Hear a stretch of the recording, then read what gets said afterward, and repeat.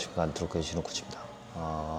오늘 세 가지에 대해서 얘기를 한번 나눠보려고 하는데, 첫 번째는 똑같이 치고도 실력이 늘고 안 늘고 갈리는 사람들의 차이점. 사실 이 부분들은 되게 단순하다는 거, 그게 첫 번째고, 두 번째는 우리 이제 공을 칠 때 보면은 타이밍이 안 맞는 경우가 많잖아요. 타이밍은 타고나는 게 아니라 연습으로 만드는 거. 두 번째. 세 번째는 이제 레슨 관련된 건데, 레슨은 이 지식이고 실력은 실행력으로 만든다. 이게 오늘 세 번째입니다. 그래서 첫 번째 얘기부터 좀 마저 해보자면, 첫 번째는 이제 어떻게 보면 그런 얘기. 연습을 하는데 실력이 늘지 않는다. 제가 여러분들의 시간을 많이 뺏을 수 없으니까 요약만 해드리면, 첫 번째만 먼저 말씀드릴게요.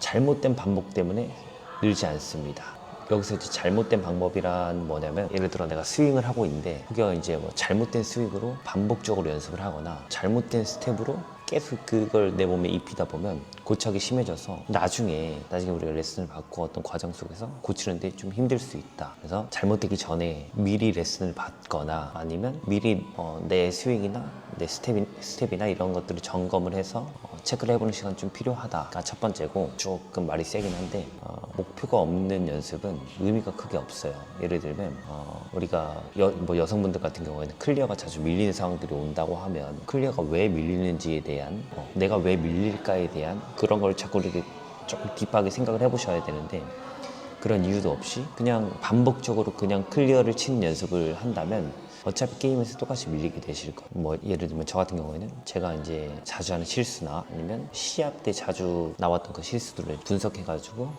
다음 시합 때는 이걸 좀 줄여보기 위해서 어떤 스트로크 연습을 하든 저만의 루틴이 있으니까 저는 그렇게 해결하는 편인데, 여러분들도 그렇게 한번 해결을 해보심이 어떠실까 하고요. 그 다음에 세 번째는 피드백 없이는 같은 실수만 쌓게 됩니다. 혼자 계속 연습한다고 실력이 는다.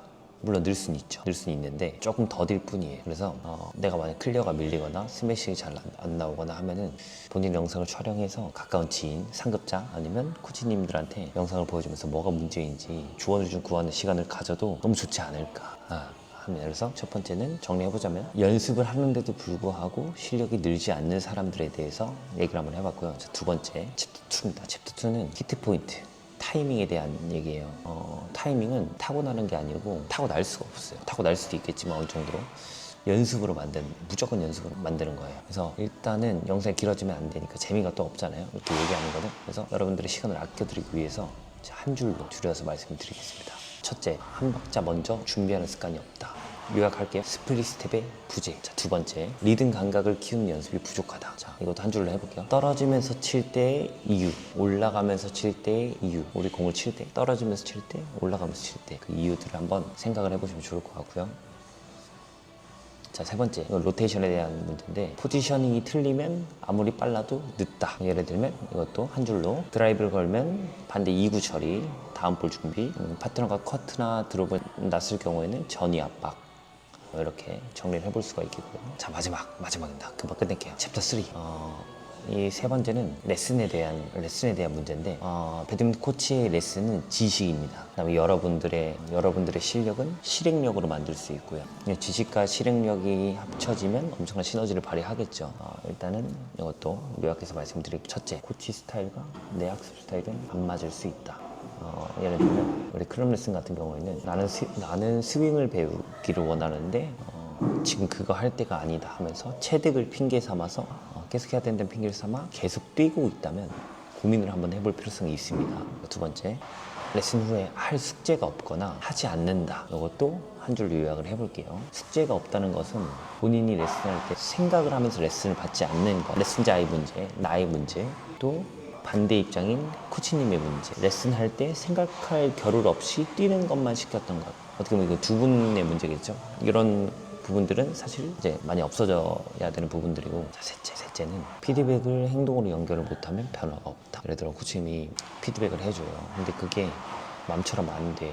그럼 또 조언을 구해서 해야 되는데 그 조언을 해주지 않는다거나, 아니면 그 피드백을 하는 그 시점에서 자꾸 말을 흘리거나, 아니면 그 대화들이 산으로 가거나, 갑자기 이런 얘기하고 있는데 오늘 식사 뭐 하셨어요? 이렇게 하시는 거, 그런 것도, 만약 이런 상황들에 만약에 내가 노출이 됐다 하면은 한 번쯤은 점검을 해볼 필요성은 있다. 이제 마지막으로 여러분들에게 말씀드리고 싶은 건 좀 도움을 드리고 싶어서 지금 레슨을 받고 계시잖아요. 영상을 시청하시는 선생님들도 안 받으시는 분들도 물론 계시겠지만 예를 들어 뭐 교정을 받고 싶다 아니면 뭐 스텝적인 문제가 있는 것 같다, 어깨가 아프다, 팔꿈치가 아프다, 손목이 아프다 뭐 많을 거 아니에요. 그런 문제들을 본인의 영상을 찍어서 아래 이메일을 남겨놓을 테니까 저한테 보내주시면 제가 이메일로 문제점들을 파악해서 짧게 답변을 드리도록 하겠습니다. 이메일로 제가 짧게 어떻게 연습할지 코멘트를 해드릴 테니까 사실은 고민할 게 아니에요. 당장 보내시는 게 좋을 것 같습니다. 오늘은 3가지 주제였죠. 잘못된 반복, 타이밍, 비효율적인 레슨, 이 3가지를 한번 빠르게 짚고 넘어왔는데 여러분들이 이 3개 중에서 사실 가장 중요한 거는 첫 번째하고 이제 3번째 챕터 1하고 챕터 3인데 이 문제에 해당하고 있다 하면은 좀 고민을 한번 해볼 필요성이 있다. 제가 말한 고민이라고 하면 뭐 말 안 해도 아실 거라고 생각을 해서 그래서 어쨌든 오늘 영상은 여기까지 촬영하도록 하고 여러분들의 배드민턴 생활을 앞으로 쭉 응원하도록 하겠습니다. 여러분도 많은 응원 부탁드리도록 하겠습니다. 감사합니다.